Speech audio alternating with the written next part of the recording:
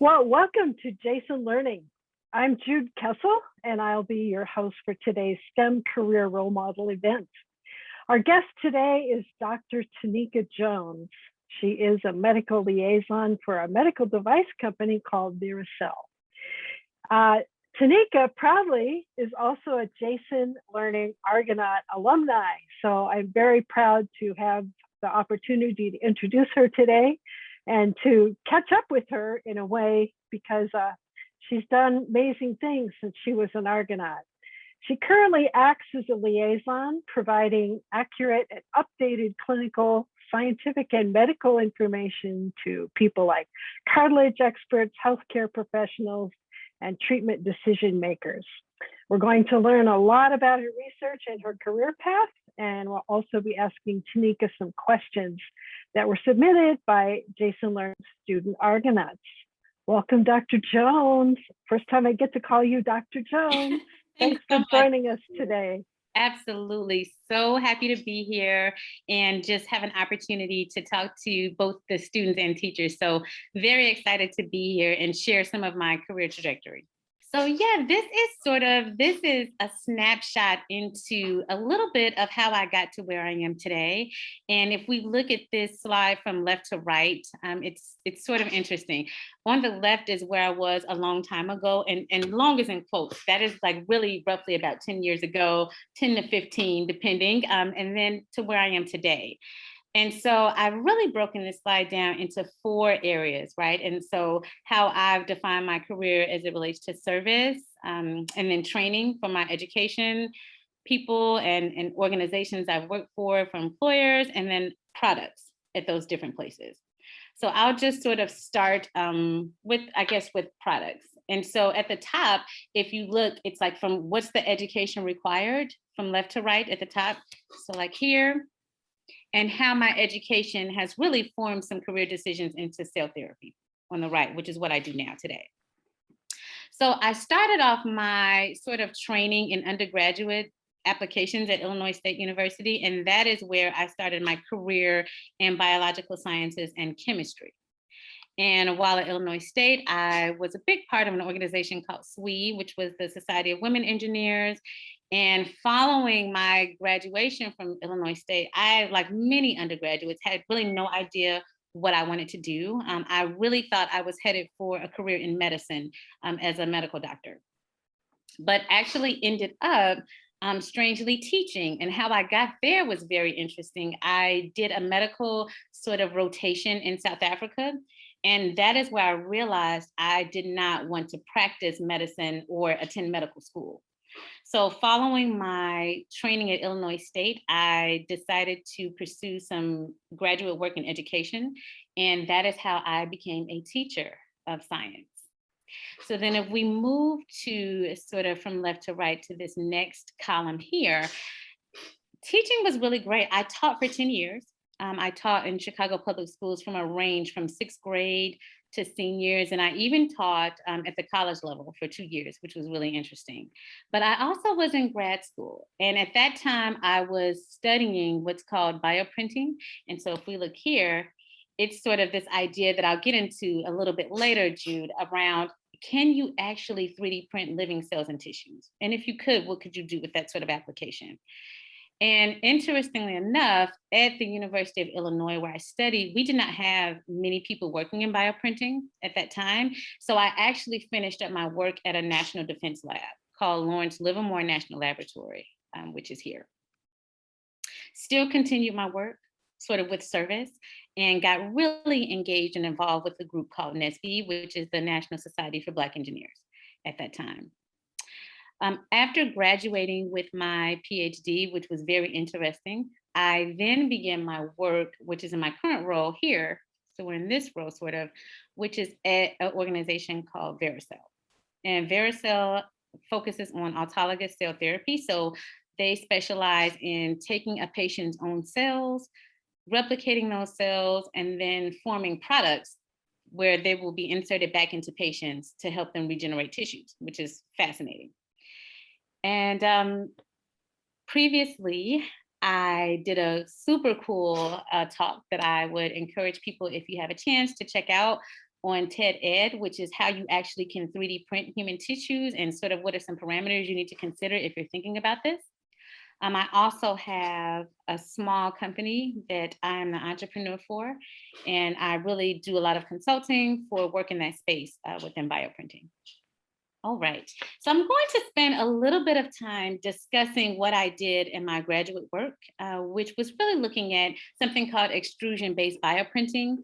And I was at that time studying in vitro models for dental pulp tissue engineering. So we'll talk more about that starting now. So in this graphic that you can see, this is an image of the human tooth. And if you were to sort of slice a human tooth open, what you would find would be really amazing. I know many of you may have already heard or be familiar with stem cells, which are sort of like blank cells that can become almost anything. Well, there are actually these cells in the human tooth as well. And that was really a novel discovery when I was doing my work. So we've just recently discovered that there are in fact stem cells inside of your teeth. Huh. Wow, that is amazing.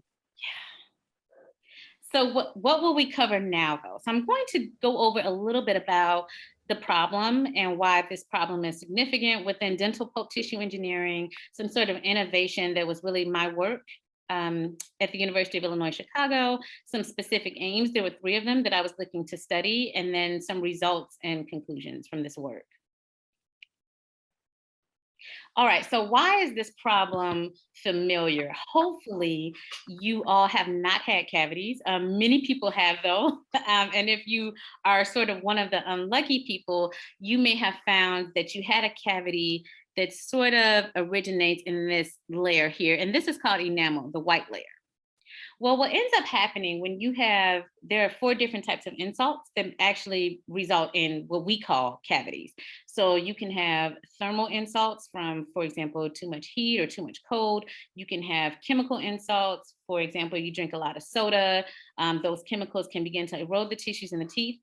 Mechanical insults to where maybe you bite down on something too hard mechanically, or bacterial insults to where maybe you just have an infection in the tooth and did not know it. So how do we right now in the field normally address this? So if you go to the dentist and maybe you need to see a specialized clinician, which is called an endodontist.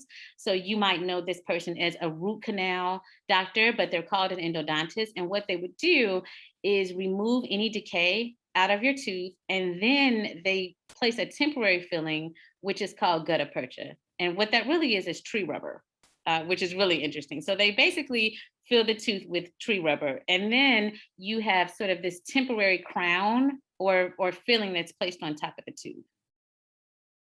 But there are a lot of problems with that. So let's talk about some of them. One, this tissue here, this enamel in humans does not really regenerate. So that's sort of a problem. And then that gutta percha that I mentioned on the previous slide does not last very long. Some people estimate between 10 to 15 years, just really depends. But the larger issue is, again, that tissue doesn't regenerate. So the question really is, but what if it could? So I spent a lot of time trying to help a clinician who was my advisor work to determine if we could produce an in vitro or at the bench 3D model to better study this behavior. What we found that's really fascinating is these cells inside the tooth. This cartoon here sort of shows them. They're pink, they're called odontoblasts, and they actually line up in this polarized fashion, which is fascinating, but we don't know much about their behavior.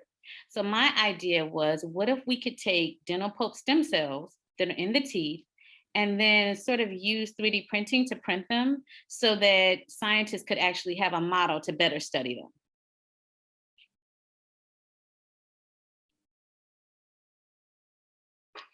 I did a lot of work, Jude, in early work, just really trying to look at how do these cells sort of behave in 2 dimensions before we talk about 3 dimensions. So did a lot of work there. And basically what you're seeing in the red actins, these are called stress fibers. And these are actually in what's called the extracellular matrix, so outside of cells. And basically what I found was that these cells over time can form what's called focal adhesions, which is sort of a fancy way. I like to think about it. If you think about like an alien spaceship, and this spaceship is landing with like feet, It's basically how many feet would the spaceship need to land? And will the spaceship land on sort of like a hard surface, like a sidewalk versus an ocean? How will the landing be more secure? You can think about it in that way. So in 2 dimensions, or like on glass, this is sort of the results that we have over time. We see that from day 1 to day 5, you get more of these green focal adhesions. But that's not really how cells in a 3D environment behave. In a human, you are a 3-dimensional being. And so these cells are also in a 3-dimensional environment. And so what you see on the bottom, we did some more work looking at how does this change if we actually put these cells not on glass, but in 3 dimensions. And so what we found over time, in this case in the bottom right, at least at the 2-week time point, we do see these cells polarizing and becoming much like those cells in the cartoon in terms of like lining up. So this was very promising for the work. But I wanted to think about things a bit further. So as Ju mentioned, this is sort of the premise of the idea on TED. My idea was, what if you could take these stem cells, place them in a 3D printer, and basically print them? So in general, this is not all the ways you can 3D print, but these are just 3 of the major ways. So on the left, you can do what's called inkjet bioprinting, which you might have cells that are like in droplets, like these little drops that you see here. Or I'm going to jump way over to the far right. You could use sort of a laser, where you have a laser source, and that laser actually results in this also being like droplets. But in the center, you could use an application called extrusion-based bioprinting, where you would basically have cells that are dispersed and distributed as a continuous filament. So this is why you don't see droplets in this middle image. But like, what are sort of like the 4 basic steps, right? So there are really 4. In extrusion-based bioprinting, you basically have a bioink that's loaded into a syringe, which is this image. Next, you'll need some sort of mechanical force. In this case, we used a pump, and you would push this fluid through a nozzle.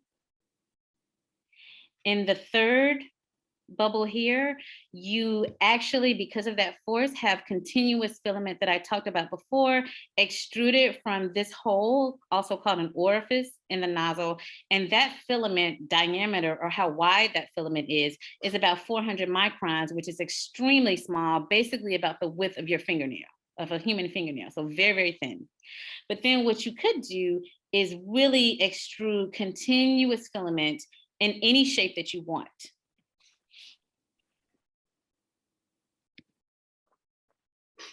All right, so some innovation here.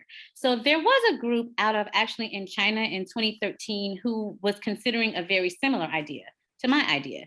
And what you see here, starting from the left, they had their cells that they were actually culturing, and they sent this lattice, or this 3-dimensional structure and image, to a computer. And then they asked the computer and the printer, print exactly what you see on the image. Print this with cells. So this is sort of what you see on the bottom right. So this particular group at Peking University actually looked at, what if we take human dental pulp stem cells and we print them in what's called bioink in sodium alginate. So I'm going to see if this video will play. And this is sort of what you would see. So this is like the ink being extruded in a continuous filament. And so you can see sort of the lattice, just like the picture that they had in the upper left. But when I looked at this, I thought there were some maybe initial issues that could be better addressed. 1, alginate is not in human dental pulp extracellular matrix. So what does that mean in a fancy way? Just a fancy way of saying alginate is not in the human tooth. So maybe we should start looking at something that's also in actual human teeth and use that as what's called the bioink, or the material that you actually enclose cells in to print. So a couple things. This was a great thing. I was happy to discover something called JELMA for dental pulp tissue engineering. Certainly not a new compound by any means, but new at that time of my work to dentistry. And it was also a way for me to sort of bring in my chemistry background, which was fascinating. So what exactly is methacrylated gelatin or JELMA? It's essentially a form of collagen, which actually is in the extracellular matrix of human teeth and many cells actually. But I really wanted to sort of look at this compound for a couple reasons. One, it's what's called thermoreversible. So you can use temperature and manipulate properties at 37 degrees. And really, it's a way for you to optimize, or really a component that many groups at that time were looking at, but just not for dentistry, but definitely something that was printable, which is important. All right, so in this work, there were actually three main aims that I was looking at, and most engineers do use some sort of tools to help them with their work. In this case, I use something called a rheometer, and that is in aim 1. So I was really looking at how much stress and strain really can this material, this JELMA, actually take, and how do we characterize that, and how do we use that for printing? In aim 2, after evaluating if in fact JELMA is printable at all, the next thing I wanted to do was actually take those cells that I talked about before, enclose them in JELMA, and then actually print them. And then in the third aim, I wanted to see, now that if I could, in fact, at that point, even get something that was printable, can we sort of mimic or identify how stiff is it in the human tooth? And can we actually reproduce that stiffness to see if the cells will like it? Let's talk a little bit more, just really basic, high level, about a field, a very unique field called rheology. So rheology allows us to really look at physical properties before you can manipulate them. So I asked the question, how does JELMA, or that methacrylated gelatin, concentration, temperature, and time really affect the rheology? So if we look at this image, this is a really helpful cartoon because there are a few parameters we can think about. On the left, there's this term called G prime, which is the storage modulus. But what does that really mean? So what that means is basically how stiff is something to where it's behaving more like a viscoelastic solid. So you can think about like Jello, for example. And then G double prime, which is here, is what's called the loss modulus.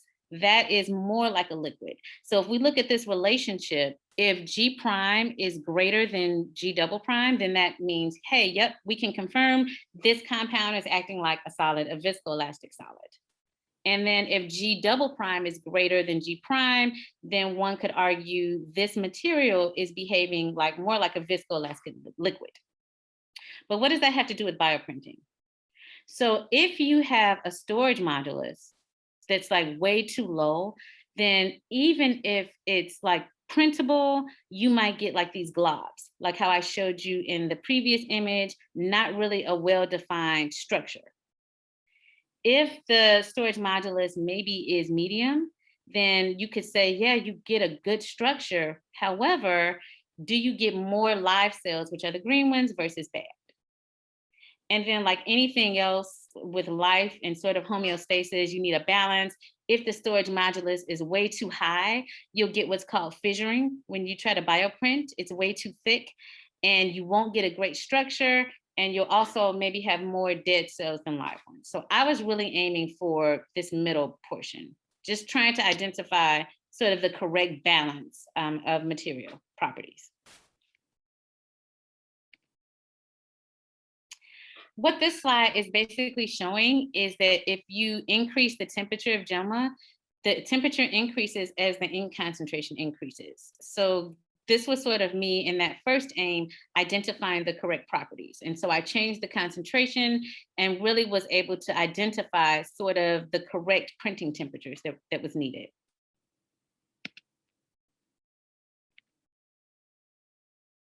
Next thing I wanted to do was really look at, so how would the concentration and temperature, and then what about time? How much time can these cells actually live in the material before they die?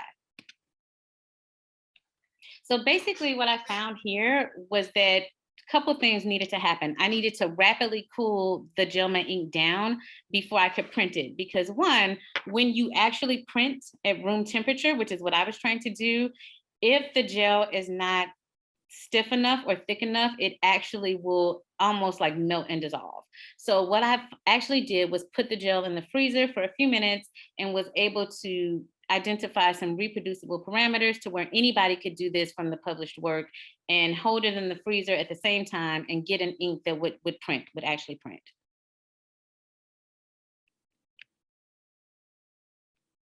All right, so what's the next thing? Now that we have a stable ink, one that by stability, meaning it won't just simply melt when you print it, because when you are actually printing, that printer is generating heat.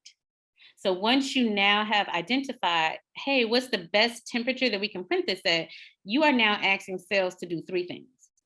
You need living cells to survive before you place them in the printer. You need for the cells to survive when you place them in the ink itself during the print process, and you need them to survive after printing. So you're really, really asking human cells to do quite a bit here. And I'll show you some interesting results. So here's what I was able to find. I printed this sort of ink with a diameter of about 5.3 millimeters. Why that diameter? Because that's sort of like the diameter when currently scientists are using a tooth slice model, and they're looking on the bench right now at different applications. And so I wanted to use that same diameter. And so what I was able to do was look at curing distance, or how long, in fact, or how far the needle needed to be away from the light. So with extrusion-based bioprinting, sometimes you will need other things to stiffen the structure. In this case, I use UV light. And I was able to show, this is sort of a ring portion. So you're looking at like a section like here, for example. And I was able to show really cool live cells. And this is a camera that we use to sort of record through the structure. And so we can see as we're moving in 3 dimensions through that structure that the cells are in fact alive. So red cells means dead. So you can see a couple of them there. And then green cells mean the cells are actually alive. So the good news, more green than red, which is what we were going for.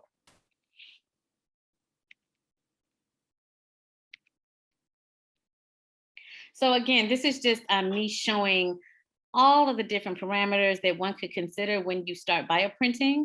At the time when I was doing this work, there wasn't a lot of work, again, within dental pulp tissue engineering and what was needed. So in this case, the wavelength of that UV light I talked about before was at 365 nanometers. So what happened was I put the cells in the syringe, printed the material, and then shined a UV light to actually stiffen and stabilize the material. So these are just what are the different parameters I looked at. So I changed what's called the photo initiator concentration, or that compound that is actually light reactive. I changed the curing distance. What is the curing distance? Basically moving this stage up and down away from the actual needle. And I also changed the amount of time that the cells were exposed to UV light itself.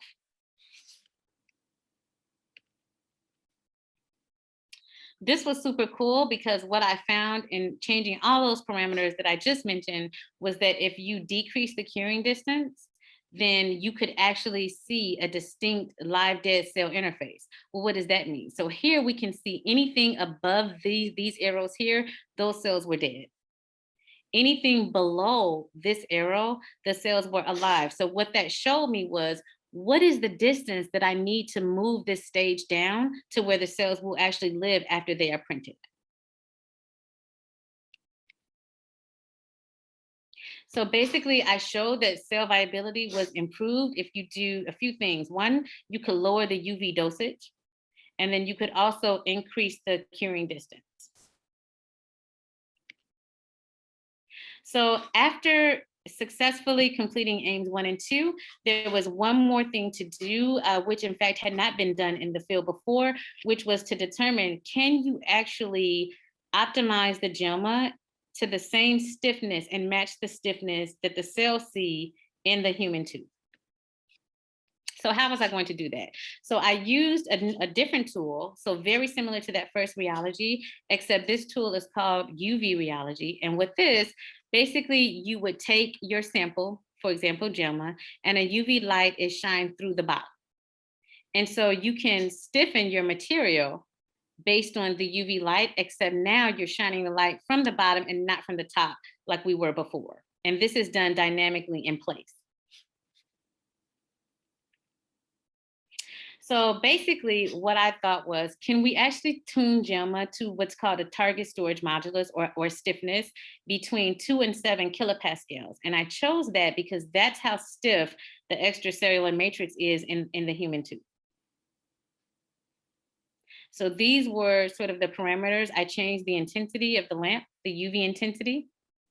I went from 0 was my control to a very low intensity, which was 0.1 to 3.0 to 6.0 milliwatts per centimeter squared.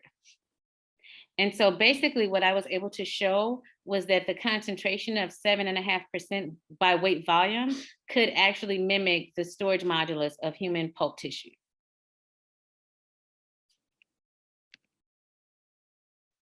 So there were like 3 really interesting conclusions from my work. One, based on AIM-1, the gelation temperature of JELMA increases with the ink concentration, but you'll lose some printability over time.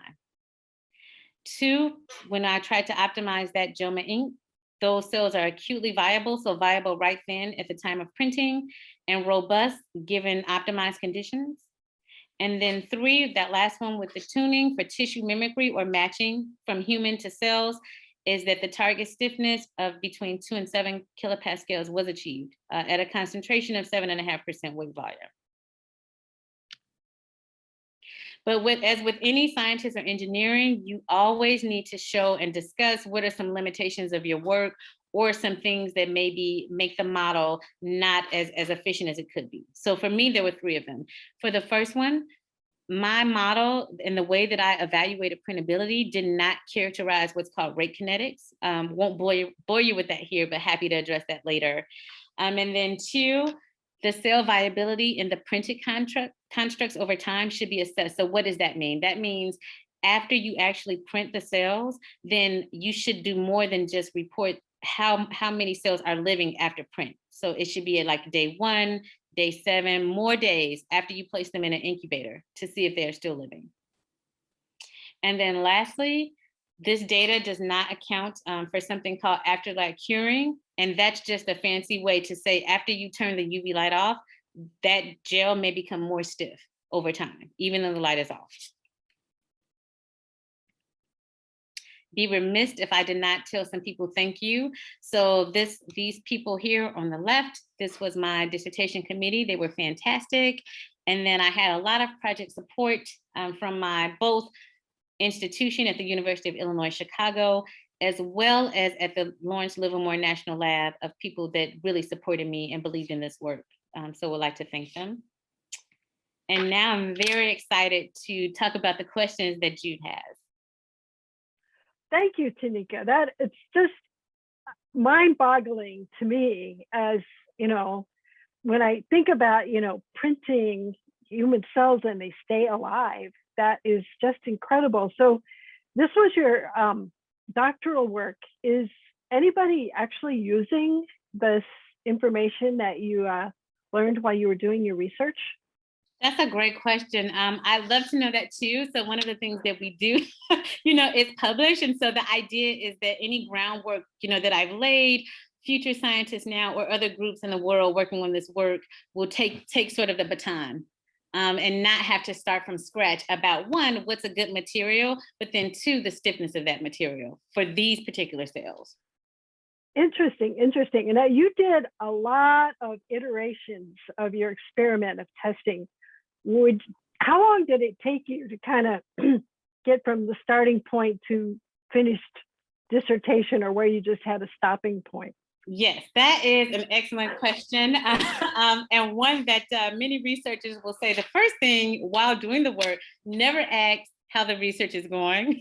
That's like, don't ask that. But afterwards, when we're having these sorts of conversations, we're happy to share. So that was about 4 years of work in that window. And with each step and with each aim, you realize how little you know. You think you've really pressed the bar forward, but then 1,000 more questions come up, from one iteration, so to speak. And so you have to balance with where do I stop? What's the most important now? And unfortunately, money's always a limiting factor.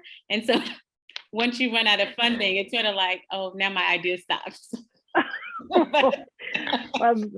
That's amazing. I mean, I know you moved on to doing something different, which you can tell us more about, but do you ever miss the work that you were doing while you were devising all of this? Yes, I miss it. I miss it tremendously.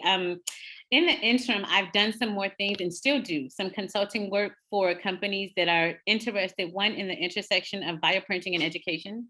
So really trying to understand how they can expose more students to bioprinting, sort of what are the hardware, what's required, what are some lessons, educational lessons that could be developed. So I do a lot of work in that space, even still. But I love it. I can't see myself pulling away from it because I really do love it. That was going to be my next question. Do you think you'll ever go back to doing that more consistently or more long term? I would love to. There, biofabrication, which is sort of bioprinting's umbrella under biofabrication, is a really hot and emerging field, very dynamic, always changing, and it's sort of the innovation is outpacing the readiness right now. And so that's sort of the state of the art of the field. We're making so many advances that we're not really able to sort of see the utility right now. But we are advancing at a rapid rate. So a couple of questions from students here, and I'm going to kind of combine a couple. So were you interested in STEM and all of that when you were in school as a kid before college? Yes. So I have a favorite teacher. I never had really a chance to tell her she was my favorite, but her name was Janet Westland, where I went to school in Chicago High School. And I will never forget when I was like hooked. I'd always liked science, but the day I got hooked was when she said, we were doing an experiment and she's like, can males get pregnant? And everybody in the class is like, no, that's not possible. And she said, well, today we're going to impregnate a male sea urchin. And we actually did. And I was like hooked. This is so cool. So yes, that sort of solidified things for me. That's a good one. I mean, yeah. That's very, very clever. So you would call yourself a biomedical engineer, right? Yes. How did you decide to be a biomedical engineer instead of all the other kinds of engineers that are out there? That is a fantastic question. So my origin in bioengineering and sort of first introduction actually came from me having a conversation over lunch with a fellow teacher. I was teaching high school at the time, and her and I were discussing what if you could use stem cells to regenerate teeth. And we were actually having a lunch conversation, and she's like, you know what? I think you should go to grad school and try to answer this question, because she could see how passionate I was about it. And so that's when I started. When I started, Jude, I was not aware of bioengineering as a career field, which is why I do a lot of work now with outreach and helping students and exposing them to new fields, because I definitely think I would have majored in that in undergraduate had I known about it, but I didn't. So I had heard of chemical engineering, I had heard of mechanical, environmental, all of these other disciplines, but not bioengineering, not this idea of creating a substitute for life and using it to solve a problem. So why do you think bioengineering is important? Great question. I think it's important if we want to sort of enhance the quality of human life, but then also to study it. There's so much we don't know. There's quite a bit we don't know. And unfortunately, many of the questions that we need answered, like I'll use Alzheimer's as a great example. It's not helpful to study specimens that are no longer here. Right. And so unfortunately, when it comes to humans, you don't know a lot until unfortunately that population is already passed on or is deceased and no longer here. So bioengineering gives us a glimpse into what we could do by developing study models in my case. So my discipline of bioengineering specifically is cell and tissue. So there are other sort of forms of bioengineering, but that's my specialty. Would you say, what would you say is the most exciting aspect of your current research combined with your current career?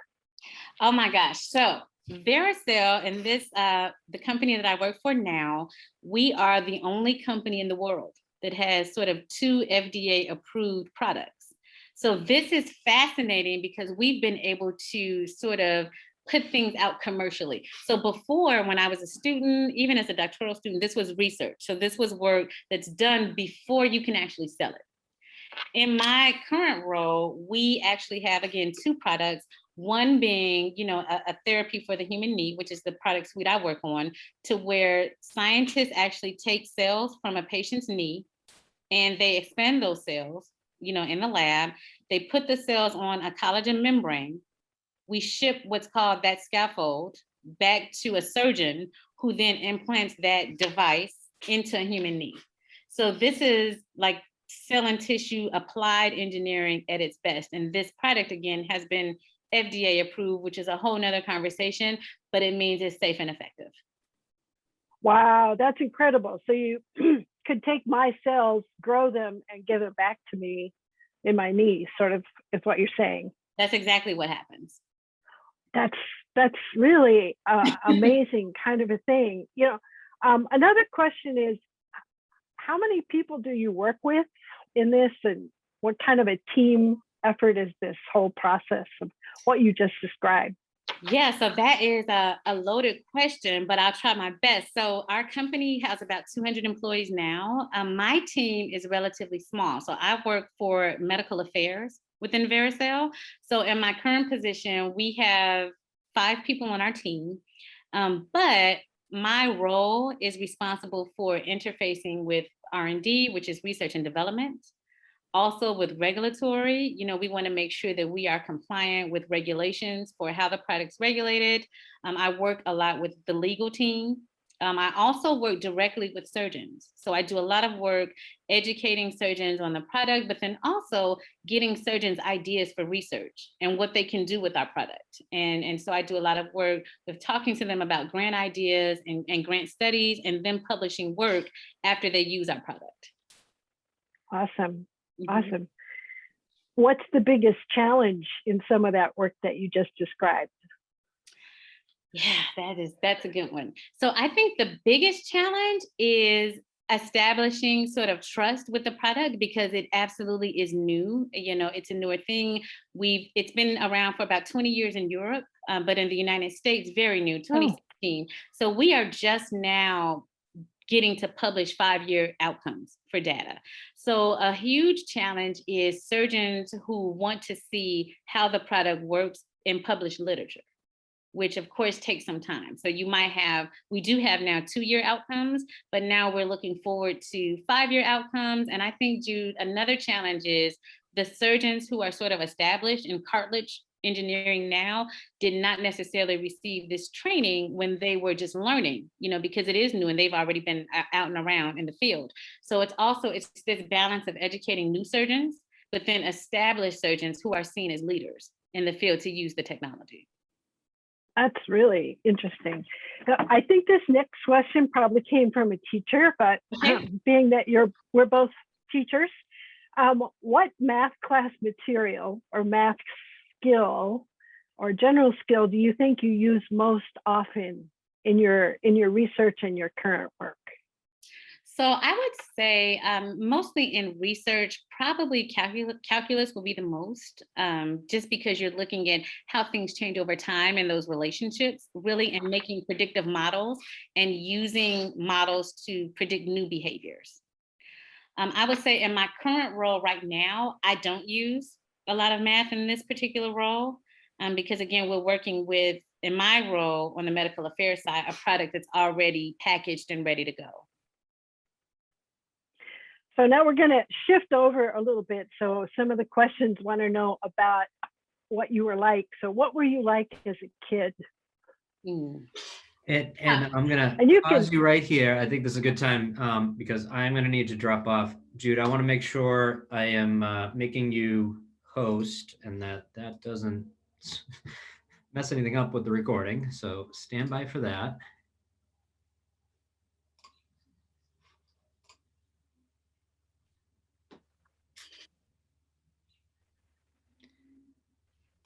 All right, that seemed to work. I Yep. am going to keep this on because it's recording to my computer. Okay. But I am going to, in a couple minutes, jump over onto that other meeting. Awesome. Taneka, this has been fascinating. I am learning a lot. No. I know our audience is going to too. I hope so.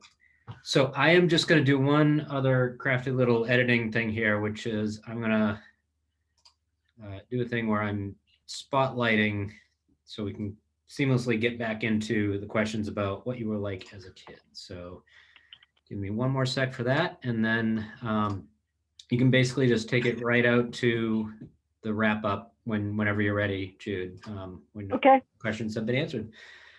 Thank you again. I wish I could stick around to the end, but I will see it. Thanks so much again, Pat.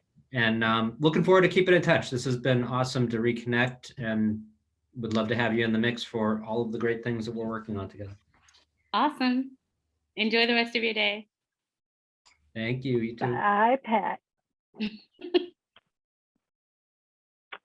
Jude, I love this. All right, Jude, can you do that that transition to earlier? What were you like as a kid again? Thanks. Yep. We'll do that. So Taneka, I'm going to make a little bit of a transition here to some of the questions that we have from our students, and that is, what were you like as a kid before you were Dr. Taneka Jones? Okay, so I would say as a kid, very, very curious, always into nature. Even now, I still love nature. I still love observing nature. I think nature provides us with very unique learning experiences all the time if you just look. So I absolutely was an outdoorsy kid, very much playing in the dirt type of kid, to the point, as a young girl in STEM, my parents really didn't understand that. They didn't understand, why do you want to play in the dirt? What are you doing with these rocks? Why don't you have these dolls? That was very boring to me. And I'm like, I'd rather be outside playing with worms, and just other things. So absolutely curious, very curious. That's pretty awesome. Today, I think a lot of parents are, I hope, a little more open-minded. So being always interested in science, at what point did you decide on your undergraduate as biology? So when did you kind of decide to pursue, a science like biology? So that was absolutely from my high school preparation, being in biology, especially AP Bio. That was my favorite class. And then I absolutely was on a pre-med track. So I was headed to med school, which is what I thought. And it was definitely that experience shadowing a doctor that showed me that I was not interested in being a medical doctor, that I was really interested in being behind the scenes and solving problems behind the scenes and really creating new technologies for doctors to use, for medical doctors to use. Another question that comes from our students is, how long did you spend in college and what was it like going through all those different schools? Oh my gosh. So this is an interesting question because I don't think I've ever added the years. But if we were to add them, you could say, okay, so undergrad is like 4, depending on your discipline, 5 years. Then I got earned a master's in teaching, which was 2 years. Then I earned another master's in bioengineering, which was another 2 years. And then I did the PhD, which was another 4 to 5 years. So really for formal training, over 10 years. You think you're done with school? I'm done with school, but not done with learning. I definitely am a lifelong learner. I'm learning things all the time. But in terms of like a formal education program, I don't see myself going back to that. So what challenges did you have along the way for, being a woman, being an African-American woman? What kind of challenges did you face through your career to where you are today? This is an excellent question that I do love. So there were definitely challenges with relatability. So I'll start there. So one, there were many times where I was the only student of color in my classes. And even to this day, Jude, I've only had one African-American professor. out of all of Wow. that schooling. And he was a man. And he absolutely encouraged me as a career in research. He was a chemist. He was an organic chemist at Illinois State University, and allowed me and really exposed me to my first opportunity in research. And so I worked on some organic chemistry applications with him at that time. But I was not aware really of what a PhD did at all. And in fact, because I didn't really have mentorship, I distinctly remember taking offense, actually, incorrectly, to sort of a committee. So at Illinois State, there is a committee of people who advise you, especially for pre-med. And I remember during one of the meetings, there were many people in the room, like 5 or 6 professors. And they're like, with your passion and research, you should consider a PhD.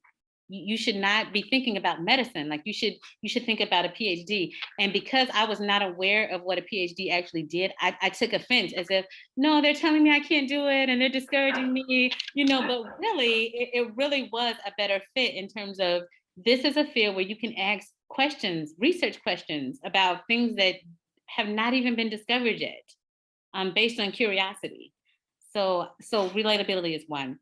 I would say another challenge definitely was financial. Schooling is expensive. This type of schooling is very expensive, and just always trying to find funding was a huge challenge, and someone who would believe in the work.